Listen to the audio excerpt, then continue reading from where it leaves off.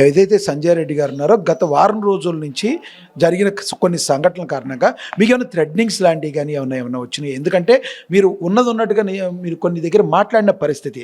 గతంలో ఆర్జీవీ లాంటి వ్యక్తి కొన్ని విషయాల్లో రియాక్ట్ అవ్వలేదు, కానీ ఆర్జీవీ ఎంత బోల్డ్గా మాట్లాడినా రియాక్ట్ అయిన వ్యక్తి శివాజీ విషయంలో రియాక్ట్ అయింది ఆవిడ. కొన్ని విషయాలు మీరు రియాక్ట్ అయ్యారు. మీకేమన్నా థ్రెడ్నింగ్స్ లాంటివి ఏమైనా వచ్చినాయి? మీరు ఏమంటారు ఈ టోటల్ ఎపిసోడ్ గురించి? నేను టోటల్గా అయితే ఇప్పుడు అది జరిగిపోయిన దాని గురించి మాట్లాడదలుచుకోలేదు. మీరు అన్నారు కాబట్టి చెప్తున్నా. ఏదేమున్నా నన్నైతే ఎవ్వరు ఒక మాట కూడా అనలేదు, అప్రిషియేట్ చేశారు. సో అంటే అది మళ్ళీ ఈ జరిగిపోయిన దాని గురించి ఇప్పుడు మనం చర్చించుకోవడం అయితే వేస్ట్. కాకపోతే నాకు అలాంటివి అయితే ఏం జరగలేదు.